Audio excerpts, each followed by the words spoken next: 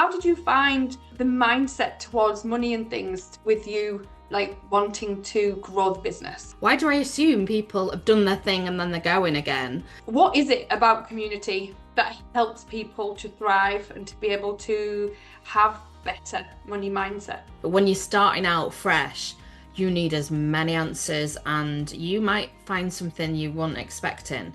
Welcome, I'm Tracy Irwin and I'm passionate about financial independence and wanted to share stories of inspiring entrepreneurs to prove it's possible for everyone to strive towards financial freedom. Today, I'm talking to Julie Taylor, who is commonly known as the Queen Bee. She calls herself an accidental entrepreneur and runs a networking group in the Netherlands where she lives with her husband and her dog.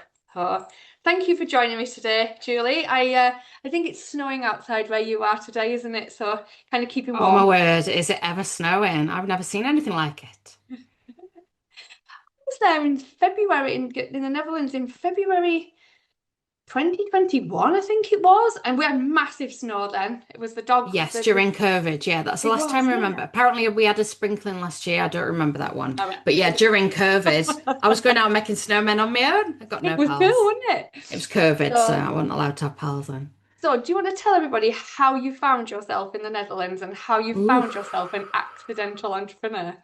Yes. So I moved here 2018 to support my husband's career.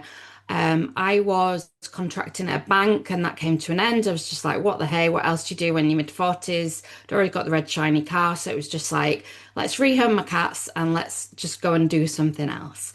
So because I think a bit like you, Tracy, moving countries is you'll never know until you try it. Yeah. And we kept our property back in the UK just in case things didn't work out. Snap. Um, yeah. There's another story there for it, but that one, yeah, for another Yeah, time. it is for me too. But it's just been sold, luckily, just before Christmas. So yeah, so we moved here. That was before Brexit. That was before COVID. I used to work in banking and project management, HR typey roles, and I was like, God, it'd be too easy to go work in a bank. And as a good friend of mine said to me, probably about a year ago, who didn't know how business was going, she was like, why don't you get yourself a nice, 3, 4 day a week job? And I was just like, why didn't I just go and live in my hometown and do what everybody else does? I don't like the easy life. I'm not saying it's boring. I'm sure it's for some people. So yeah, so I fell into entrepreneurship. I met my business partner through a Facebook group quite quickly after being here. We were together for 2.5 years. And then during COVID, I met a UK networking group online and I was like, oh, this is interesting. Meeting people. I'd always been sort of front of house sales type person. I've got a sales background from a long time ago.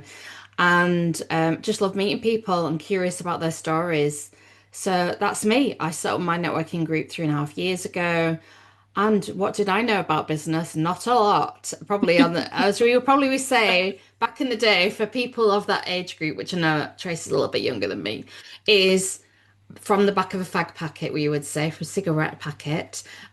So it's been an uphill, I'm not going to say battle because I love it. And, if, like I said, if I wanted an easy life, I'd be doing what everybody else is doing. Every day is a school day. No 2 days are the same. Even when you plan your day, it doesn't always go how it plans. Sometimes it takes wind out your sails, but sometimes things happen for a reason. And as my husband says, and it might be the title of a book, I'm not saying I'm going to write a book. No is also an answer. It is. And I think you have just summed up entrepreneurship in like one paragraph. It's like it is a school day every day, and we never know what's going to hit. We can have the best intentions of mind every day, and it obviously half the time it doesn't work out, does it? So it's fun. No, it is fun. It's a It ride. is fun. So on your journey then, like obviously not being in business at all and then suddenly finding yourself in a different country with a different as an entrepreneur, like how did you find the mindset towards money and things with you actually like wanting to grow the business? It's interesting because I'm an accountability coach as well. So I'm always encouraging people and trying to give people confidence in themselves. But I struggle with it as well. I mean, I've had some speakers that have come and talked about money mindset, and I thought, oh, I'm fine with that. Oh, I'll go with that. And I was just like, no, I'm doing it just like everybody else, is we like creep into this market going, oh, can I charge that? Oh, can I not? Can I put my prices up? All that sort of thing. Whereas I think as I've got further in my journey, definitely feel a lot more confident. And also it gives me a bit of confidence in people when they're not penny pinching and I'm not saying, oh, you only did 59 minutes rather than an hour and all that. You know, nobody's got time for any of that shenanigans. So it's about earning it, it's about confidence, and it does come with time and experience. So I will say at the beginning, and even like, I have certain memberships that only last a certain period of time, and I just thought, oh, well, I better start offboarding them and things like that. Why am I not trying to like keep them in there? Just why do I assume people have done their thing and then they're going again? So yeah, so has been learnt, and yeah, feel a lot more empowered in the last year or two, I would say. And from your background, you've always been around people, like you said, HR roles and stuff. It's always been about the people, hasn't it? And I think Mm. that's what Buzz Networking is about, isn't it? It's about the people that you bring together to give them the confidence and stuff. But so, what is it about community that helps people to thrive and to be able to have better money mindset? Um, it's almost like holding a mirror up to somebody and saying they're worthy, which sounds very life coachy, and I'm really not that. I'm just a down to earth lady like you are, I'm pretty sure, Yeah. is um is the value you put in yourself. And I think it's only when you talk to other people and people say, no, you're not charging enough. Simple thing like my nail lady, I'm like, I'm tipping her now because she's not charging enough. And I'm just like, and also because if you charge low, people think there's not a lot of value in it, or it's like, low quality products that are included. So I'd say community builds you up. And then the whole thing with networking is I know some people come along and just go, oh, I didn't find that person in the room. And it was just like, yeah, but did you actually have a conversation with them? That I know they sell that thing, but what else do they do? And can they help you? And who do they live with? And who's their neighbors? And it's all this, and it just spreads out. And I just always talk about it, dropping a stone in a lake. And it's like sometimes the ripple comes really fast, and sometimes it takes a long time. But when the time's right and the right person to work with you and do all the things, it gets you really excited. So the instant fix isn't always the right thing. God, that was a long answer to a No, short that was a question. perfect answer. But I also needed to say I am exactly the same with my nail lady. So my nail lady is really, really busy because she's very, very good. And I'm the person that every time I go, I tell her she is undercharging to the Yeah. point where a couple of months ago, her notice of her pricing pot thing was a bit, let's say, bedraggled on her wall. And I said, can I go away and give you a new pricing schedule? She was like, why, are you going to put my prices up? I said, yes, we are. I said, if I come back with a new pricing schedule, I said, will you put it on your wall? And she did. And I actually, on a Saturday morning, I drove to her house because she's a friend as well. And I said, right, come on, let's tear that one down. Let's put a new one up. And she said, nobody complained.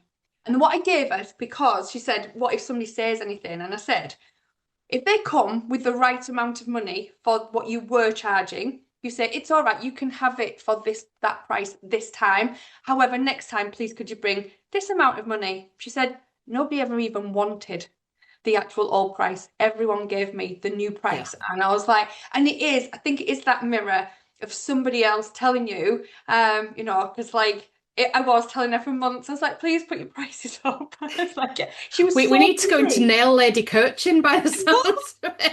And we'll do Market out printables there, on isn't there? Canva as well. You heard it here first. Don't think we're going to make millions Definitely. doing Like that, we can. but So I think there must be something in there that because they sell time for money as well, and they can't. There's not a lot they can actually do to be out of that, other than they start teaching it themselves. It's still yeah, time for money. They're in an industry which was really, really hard to get semi-passive income from, so they need to charge their worth. So there's they our do. rant for today. Yes, nail ladies, put your prices up now. Now, And gentlemen, nail gentlemen as well. yeah, I'm sure there is some. I'm sure there is. I'm sure. So if we go back to networking, I really like what we said Mm. about sometimes the ripple comes back quicker than others. And I it's really hard sometimes when you go into a networking session, and I've been to lots of networking sessions, and then I always connect with people afterwards, and then I ask them if they want a one-to-one. And in most cases, I only get about a 30% uptake. And I feel like people think I'm going to sell to them, and I'm not. I genuinely want to get to know them. And I'm really surprised. But the UK, the networking event that you're talking about is like how we met, isn't it? Through Revitalize and stuff anyway. And when Well, I got, we actually met through another network, but we won't. oh, we We'll did. say it's revitalized for this one. We'll cut that bit out, Yeah, because Lee'll love that when he's listening to this. Thank you, Lee. But what I really like about Revitalize is the uptake for my one-to-ones is about 80%. There is still some that haven't, I've asked for a one-to-one and they've not replied, but actually the uptake in that environment, because Lee teaches that everything's in the money is in the follow-up, actually, and I think that's what it is about, isn't it? Connections come by getting to know each other. Like I spoke to some people in after on one-to-ones. I don't even talk about business. At the end of it, they No. go, "We haven't talked about what we do." I'm like, "I What know, was but I that know you about? so much better." Exactly. Exactly. And we're allowed to have fun. You're allowed to have fun. Don't get me wrong, if your diary's full of just chit chat, coffee chat that we talk about nail ladies and dogs and things like that and never talk about work, then might need to check ourselves. Yes. But I totally agree. It's about that personal connection, about making sure that, if the if the time's right and the situation's right, you already know that person, you know the right person that you want to work with. And we get to choose as business owners. Yes, we do. And So we get why to choose not? who we Yes. recommend our clients to as well. So if we've got a client that has a problem, like because we're both in that space where we do help our clients, then our that's where our networking comes in. For people to look at when they're networking just to sell to that person Yeah. isn't the best way to look at it, because you just don't know who they're talking to every day. And I might not want that person's. I mean, quite a lot of the time, especially people in the UK, by the way, they might. We probably don't want their services because we're not in the right country. But actually, we talk to lots of people who could, and I think Yeah, that's where some indeed. people like are a bit blind to, and that's where, that you need to think about the money comes when you build relationships, doesn't it? Rather than trying to Definitely. sell to everybody. Definitely. And I did have a one-to-one with somebody quite early on in my business, and she said, "Do I have to pay you for leads?" And I was like, well, I don't know if they're going to convert. You need to go and have the conversation. Yeah. So I said the thing that makes me happy is you come back and tell me how it went. Because like one of my favorite stories that I like to share is two people met at one of my in-person sessions. They both disappeared. I was like, oh, okay. So I popped up on LinkedIn and they were working together on this book for children go through cancer. And it was that gives me goosebumps. It doesn't give me Wow. money in the bank, but it makes me happy. Yeah. And you know what? All these things make a business and just, I don't want to take money off people that I never see, don't like what they do, what's happening. And I just say, I introduce you to you owe me a percent. Well, we've got networking groups for that. And I can Yeah. direct them to that place. And it's not anywhere near me. I think you know which one I mean. I know. I was in one 25 years Oh, ago. was you? Oh, you've recovered, have you? It's Do you got know what? its uses. It's got its uses. It It really did. So has. when I first went to my ever first networking meeting, I was 26. I had never been to a networking event before. I still worked for a living for the electrical contractors, and I got told about 2 days before I'd have to sort of speak 60 seconds on myself. And I was like, I still hate that now, Julie, by the way, right? Oh, I can no. stand on stage in front of 500 people and teach them something. You asked me to do 60 seconds on myself. I still get nervous. I don't enjoy it. It's not part of the visibility stuff that I enjoy. But that first day, I'd practiced. I'd written it, I'd practiced everything in the mirror loads. But I stood up with my shaky bit of paper, sat down within 30 seconds because I was so nervous. But after being with them for a year, because you pay you for your annual thing, I found two different things. One is by 6 months, I realized that I wouldn't want to give my like I wouldn't want to use them myself. So why would I recommend my like favorite client to them? And two, my actual like ability to stand up and speak about myself had improved considerably. And if that's what I got out of it, then actually knowing now that being a public speaker and stuff, it was worth it. It was worth Oh, that. good. I'm Those glad you 6 got your a.m. money's being worth. I, breakfasts. I got a client from there because somebody in my UK network did my graphic design, Yeah. went to an online one of those meetings that were talking in code, and somebody that was in the room knew him and needed somebody help with social media. So there you go. That shortcut it, and I gained a client. So it does work. It's not my preferred way of doing things, but they've obviously helped you with your speaking as My well. confidence. Yeah, it's not the one where we make toast. That's a different one.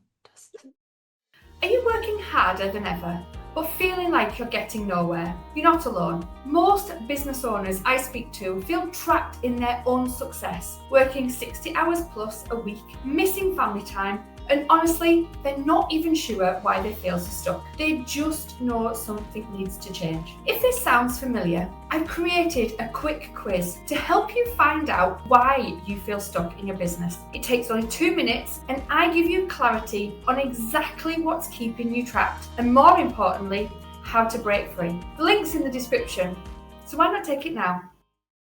No. Toast, not that one. I've been to that one and I feel terrible going to that one here because I'm like one of the few native English speakers in the room and I'm like, I can't do it, it's not fair. Because what do the Toastmasters in the Netherlands Yeah. actually speak in English? Yes. So I've Wow. been and I got a client and I was like, I'm not coming back because I just feel awful. Don't How feel can I awful. measure you all on your ers and your ums when this is my mother tongue? So yeah, not for me. I still and like now in my video, but for me, it's about being yourself. And I would like to go to a Toastmasters in Spain, but they don't do that. If you go to a No Toastmasters in habla Spain, they inglés. speak No. Spanish. And how's your Spanish? No, it's about as good as my Dutch, love. Oh, right, okay. We'll do Dutch another time, yes. My favorite Dutch word is gezellig. I just love Gezellig. that word. Yeah, And it's a we good can't word. translate it to English. It's like cozy or cute, but it's doesn't it can be transcribed. I think it's the best word ever. It is. You need a at the beginning. Yeah, well, Gerard has a ch at the Yes. beginning of Oh, his yeah. name too. It It very took me does. 3 years to be able to pronounce my partner's name right. Oh, bless. And he's stuck with you still. He's still stuck with me. He is actually stuck with Yes. me, Julie. Yes. So, if thinking about your journey now of like the different like careers that you've had before you went to the Netherlands and like being able to be an entrepreneur in a different country, like anybody who is looking to move and be an expat, but they don't have anything that they can do, what advice would you give them to be able to get to understand what their skill set is and to be able to make a living for themselves? Oh, that's a big question. So, I mean, a lot of people that are in my network have had corporate careers, so they almost like know what the skills are, know what they like and what they dislike. So Yeah. it is around what you're good at. So, networking, I used to do sales a long time ago before corporate life. I was made redundant 3 times, and I think I've always been networking and didn't realize, I didn't go to networking events as such, but I was just, around and being helpful and seeing Yeah. how that went, and it does open doors for yourself. So I think it's very much of look at what you're good at and see what is needed in the market.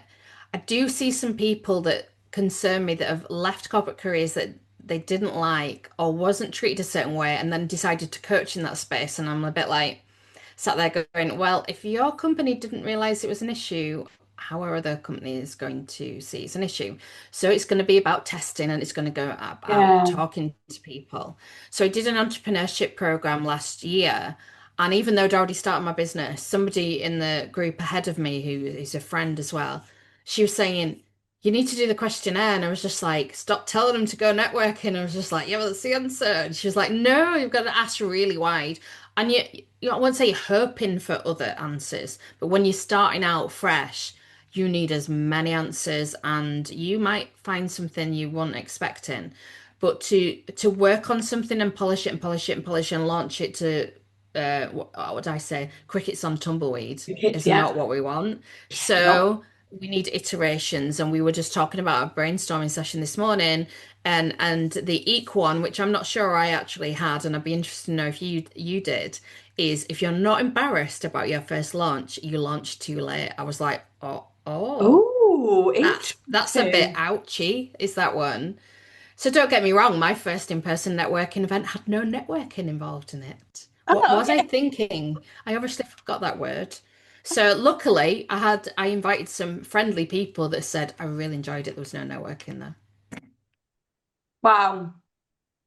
because I was too focused on all the other things, and I was like, they're just going to talk to each other. I don't need to tell them to talk to each other, but I I did need think to tell them to talk to I each think other. you have a point there, though. I think sometimes when you facilitate something, so like in the Momentum Academy, we have a session every single Wednesday, and once a month they are just questions and answer sessions.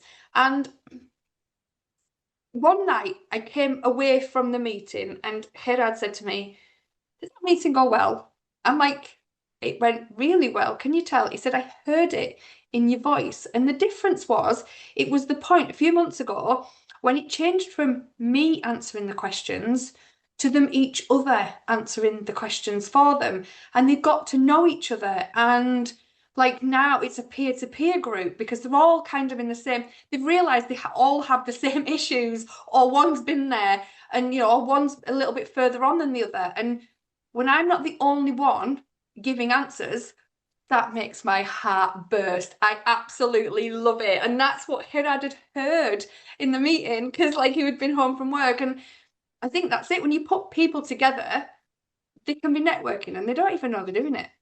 Yeah. Totally. And I agree about the peer-to-peer. That's what they do in the brainstorm as well, because I just sit there and I let other people, and I try and get across is even if you walk into that room and you don't know anybody, none of us has got it sorted. It might look good, but it's held together with sticky tape and string. And we're probably thinking, don't go to the bottom of that web page and click on that link because it don't work. And, or I've just sent an email and the whole thing doesn't work quite well, but I'm going to do it. And hopefully nobody opens it in the first 5 minutes. We're all doing it. Well, not say we're all winging it. I'm sure Stephen Bartlett and his gang are doing okay. But the rest of the normal people, we are just figuring it out. So showing up. And also people say to me, why would somebody help me if I asked for help? And I was just like, just figure it out. It's a bit like a teacher and a pupil, isn't it? Is a teacher knows the answer, pupil doesn't necessarily know the answer. If you don't ask, you're gonna just, we can watch YouTube, we can ask ChatGPT, we can spend hours and hours and hours. Ask the expert, they'll answer you in 2 minutes. They're happy because and people say, well, why they would do it? And I say, well, if you go out and ask somebody, the answers are gonna be yes, I'll give you the answer. No, I won't give the answer, or I'll just ignore you. So you've got a 30% chance there. That's a Yeah. fair chance. It's better than just being stuck.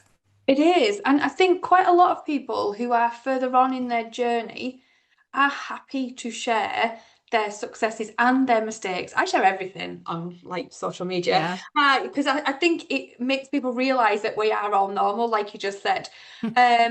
But like I hate these social media posts that say this is the one thing that rich people don't want you to know. Like, what a load of bollocks. Because rich people are more than happy to help your people who are in a lesser position with information that is going to help them.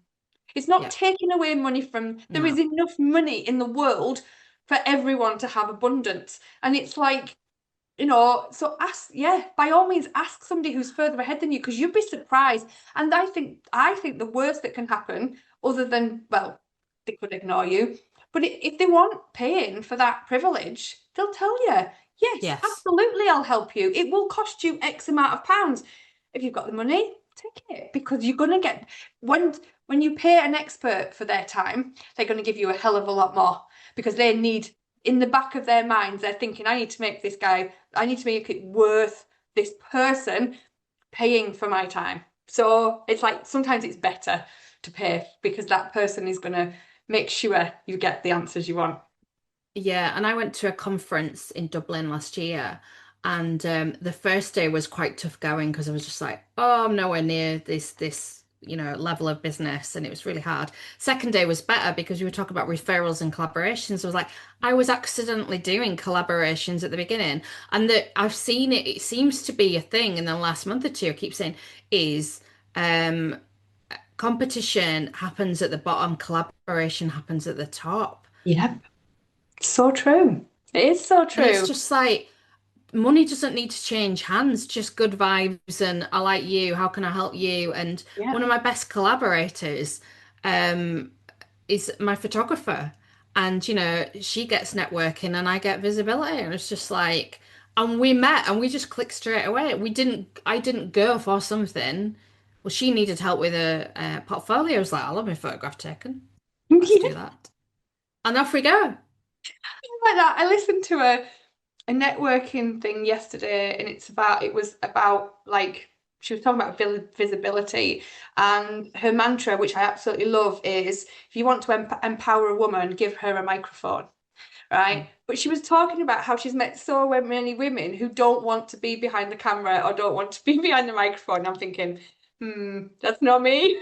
Give me a No, it's not me microphone. I either. want visibility, please. What happened? Do you think we were dropped on our heads when we were kids? I don't know because I was having a really good conversation with some men because I don't have that many men in my networking group, but it is Okay. inclusive. Is we were trying to figure out because we were at Revitalize in Glasgow, Yep. and it's led by a man, Lee It Foster is. Highly, Yeah. and Yeah, so highly. there is more men in that group. So we were talking about it, and I think we figured it out even though I don't necessarily like it, is for women, it's confidence. They need that. Yep. I think we should like extract it and sell it, you and I, Yeah, Tracy. I And for the do. men, it's ego, apparently, whether the men Yep. want to admit it is as well. So they won't be vulnerable because they think they have to you know, act like it's all figured out. And women don't want to be confident because they're seen like they're showing off or they're a bit Does. bolshy or whatever it is. And it's just like, but there is the thing about the more people that know you, there's going to be the people that like, more people that like you and more people that don't like you. And it's just like, but that's good. Also, let's talk. We don't want to get into people leaving your email list because at first it was like, how dare you? You came along for something, you've taken it, and you've gone again. And it was just like, see ya, bye. There's more room for other people that are Yep. actually interested. So, yeah, so we get over that hump, and all of it's, ups and downs, but It is. hopefully more ups than downs. It is. I totally agree. Like, I got asked once by a gentleman business owner why I ran a female networking event. And I said to him, I said, most women who first start out in business, the thought of going to a mixed networking event is just off the cards. They can't comprehend what that's going to do with to their confidence. And like I remember I used to be the that person. Like I used to stand at the back of the room before phone, so I wasn't even on my mobile phone. I was just like trying to be a wallflower in the thing, trying. And as my confidence grew, I realized there was a solution to this. And what I used to do is I used to walk in a room and to find the person who looked like I used to be. So find the person who was trying to make themselves part of the like the wall, part of the like wallpaper. Furniture. And I'd go over and I'd say, in my exact words, I'd say, I'm a little bit nervous today. Do you mind if I talk to you? And you could see the Yeah, relief on that person's face. yeah. And I've made so many friends by doing that, by the way, because I've just gone over and I've just been human. I've just been like, and done what I wished somebody had done to me like 20 years Yes. ago. So Yeah. that's why I feel like sometimes we do need female networking, but that's what I used to see my job was to make them confident enough so that they could go to mixed networking and feel absolutely fine walking in that room. That was my job. So it's kind of like, yeah, I totally understand. It's very different. I call it the rule of one or three. One person stood on their own, go and talk to them. Three people stood together. You can go and hang around and say hi. Two, leave them alone. They might be having an argument. They might be in a relationship. You do not know what's going on there. You might want to go and have a listen, but when you're in a It different depends how country, it's well a you little know bit more them. difficult. It is. Might be some juicy gossip, you never know, but I would generally leave them alone. Your business is successful, so why do you feel so miserable? Here's the thing, success doesn't always automatically equal freedom. I see profitable business owners every day who can't take a holiday, who can't switch off, and they feel completely overwhelmed by their own achievements. Sound familiar? Well, I've created a simple quiz that pinpoints exactly why you feel stuck in your business. It will give you the clarity you need to move from being trapped to being free. Why don't you take the quiz now? The link's in the description below. Yeah, that's really true. It is easier, especially like a group of three have a, it depends how close they are as well, because the triangles can be quite Yes. close sometimes, can't it? But if it's reading body language, I think, and Yeah. reading to see whether, because sometimes there's one person in that triangle that's kind of feeling a little bit left out anyway, so that they would be happy for you to come in. So yeah, I think it's something that puts a lot of people off networking, isn't it? But It is. It is. confidence. Mm. So if you could go back in time, what's one bit of advice you would give yourself about starting your business? Would you have done it sooner? Now you know what entrepreneurship's like? What bit of advice? Well, I say that I try anything once, but that's not true because I'm still not gonna do skydiving. I'm good for that. But I would say trust your gut is definitely something, and I don't do FOMO, but if I keep circling back to something, whether it's a program or it's a tool or it's an event, and I keep looking at something, it's just check your diary and go. Check your funds and think, yes, I am going to do it. Or ask more questions. And I think that's a really expat thing. I have a lot of Americans moving here because the visa's really easy to get. And I'm Right, really okay. empowering those people because for some reason I thought Americans were quite outspoken, but they're not. Yeah. And because I say to them, if you paid for a service and you're not sure, you can keep asking because you've paid for something. You can ask me if you don't understand what you've signed up with for me, but and they're like, "Oh, can I do that?" And I was like, "Yeah," because you're in a different country. And as a previous manager used to say to me, it can be just a bag of words. So I'm sure it's the same for you in Spain. You can translate something from Spanish to English and go, it's some English words in a sentence that I don't understand. It's in the wrong order. And yeah, and also just because it's the cultural thing and this is how it works in my country. So I would assume, and also customer service is virtually non-existent here as well. So if you don't like it, say something. If you and you and people see it as being a bit pushy, but if you're investing something as a business owner or you thought it was going to be something, is say something because people might have missed something or forgotten to send you something or that, there's just something not quite there. Um, Feedback is a gift. Is a gift. It I is went again. to an well, I went to an 100%. event last year and I thought, God, at 50 something, I'm still learning that you should ask permission to give feedback. I think it's a business. Oh, I know, we're still learning. There you go. There's your homework for today. Because you can actually say to somebody who likes some feedback and they say no, and you go, okay, move on. But you need feedback in your business. You need feedback every day. So I just say is if it feels right, do it. So I'd probably say do a bit more of that. I don't feel like I've missed any opportunities in this business. I feel like I've been quite pushy when I didn't think the things were right. There's Okay. still one thing still bubbling away and they don't know that I've got their number and I will still I will hunt them down. No, I don't mean that. But I do feel like I've been treated differently because I'm a non-Dutch person and I will hold on to that. Interesting. Keep me warm in this snowy weather and it'll be fine.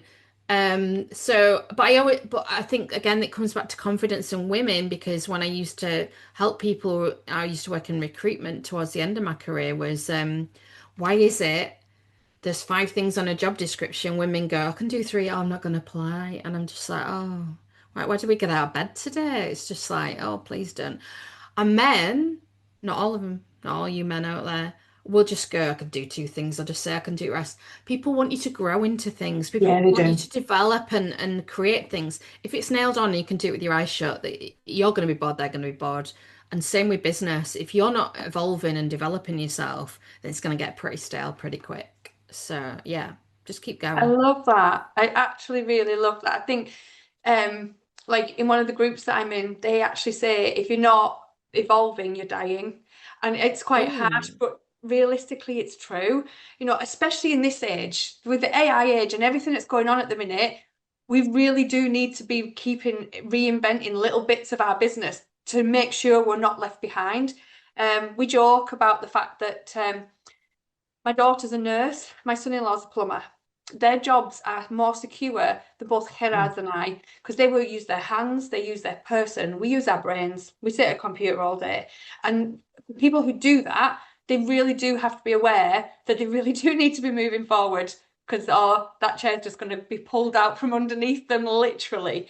So, Definitely. But I would say if life throws something at you that's unexpected, like a redundancy, I've been made redundant 3 times and we can launch a redundancy podcast at another time. The first one hurts and then it builds your confidence after that. And but people say to me, it doesn't always do that for people. And it was just like, well, what am I going to do? Go live in a cave, to be yeah. honest. And also working in banking during the banking crisis, I didn't break the banks, by the way, is it was gonna happen somewhat, but we actually, both my husband was in banking as well. We Right, thank our lucky okay. stars that happened because Yeah. we would still be in our hometown doing, the jobs would get smaller and smaller and we'd hate it even more. And I've still got friends that are there and they absolutely detest it, but they just can't see. They feel like they've got themselves a little bit caught. Whereas we took redundancy, we paid off debts, we went self-employed, we went, what the hell, let's move countries. Maybe we wouldn't have done that if we just got our comfy little job. Yes, you So we wouldn't. do thank that situation. Thank you, banking crisis, 2008, if you're old enough to remember that year. I started my business in 2006, Julie. Oh Well, I went no, full, you like no, a I started my challenge. business in 2002. I went fully self-employed in 2006. And then the crisis hit. And I didn't lose any clients, but I did not gain any new ones either. And so I was at my friend's house. We're still friends now. And she said, oh, she owned a tanning salon, and she said, one of my staff's pregnant. She's going on like maternity. She said, who wants a job for 9 months? She said, I'm going to really struggle to get it's 2 nights a week. And I went, I'll do it. And she went, what? I said, I'll do it. I said, for 9 months, that sounds perfect in this crisis that we're in. I said, and Mm, hopefully after that, I mean, that was in 2008. So my daughter would have only been 12, 13. And mm. I literally went to work for my mum had her for 2 evenings a week because I'd have done anything to keep the roof over my daughter's head, and I didn't want to like go backwards in not being self-employed. So I did it. Yeah. And I think when I was listening to one of your other podcasts, I think the pride getting in the way, it so worries me because I know you were saying that I think it was on Ashley's where somebody was saying that they get themselves in debt to have a nice car. And it I was just like, know. come to the Netherlands. I didn't have a car when I first came here because I wasn't going to pay for They're for a extortionate. permit for a start off because I'm too tight. Second of all, I'm pretty short, so I had to go on a kid's bike that was second hand. And then I got my own bike. And it was just like, and then I have got a car now, but I was like, do I really need a car? And it was COVID, so it was more for let's go out and see the country while it's safe and not get on public transport and let anybody cough on me. Yeah. So, but yeah, it's just like you know that old phrase, pride before a fall, and it's just like, what makes you happy? Worrying over my bank statement doesn't make me happy. So why don't we just like rein it in a bit and get over ourselves?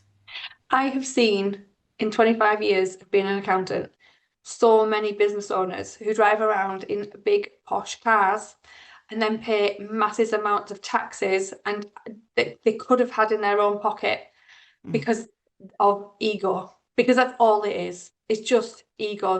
They drive around in these flash cars thinking it makes them look more successful. Yet I know business owners who are more frugal, who drive around in sensible cars that have a lot more money in their bank account or a lot more money on their tax return than what these other people do. And it is shocking. And I do know about the car prices in the Netherlands because Gerard like compares them in England and in Spain all the time. And he's like, in the Netherlands, that's this much, and in the Netherlands, they're this much. I And know. he sees the price difference now by being in different countries, because he spends his time in Spain and in England, that he sees how expensive they are. So the Netherlands, like they push towards having a bike.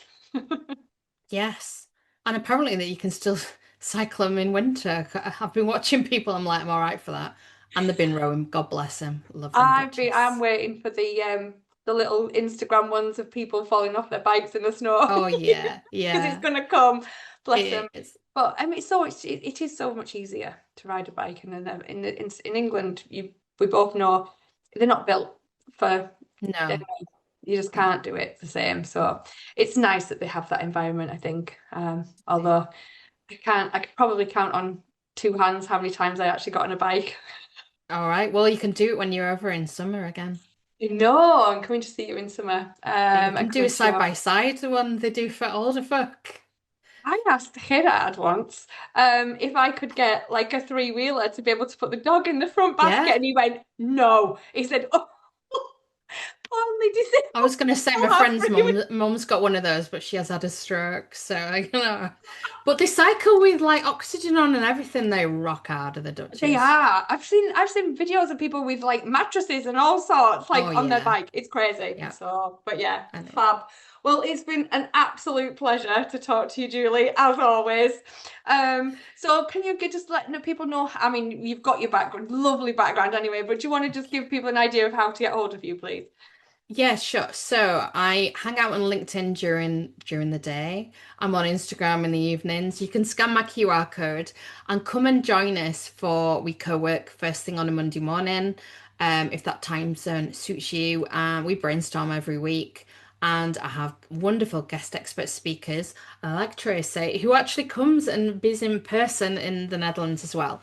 So if you're curious to meet me and my community, I've also got a Facebook group that I'm super protective of because we don't get the support of other countries, but there's over 2,000 business owners in that group that I can like slowly open the VIP gates for the right people. Come and join us. My group are really motivated.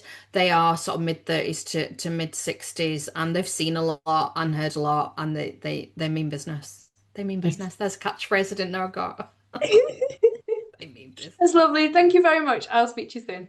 Thank you. Awesome. Thank you so Did much. we really talk about money? We just talked about You all did a little sorts. bit. I told you, it's just like, it's about business. And I think being relatable, and I think people listening to that is definitely going to be relatable. Ashley's been listening to all my podcasts, by the way. He loves them. So he'll probably go, Oh, oh, I bless got to him. mention, because I know what You he's got to like. mention, woo.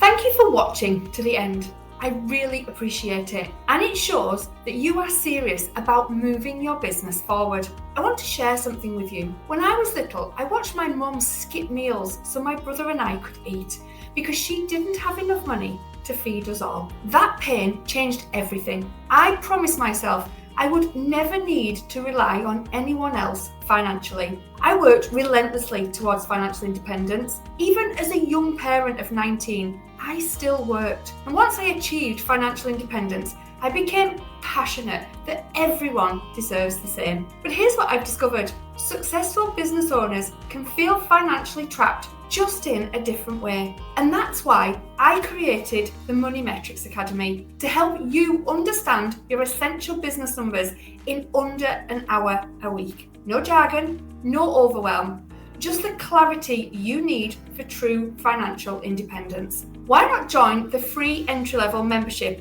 and see how the community can help you? Let's get unstuck together.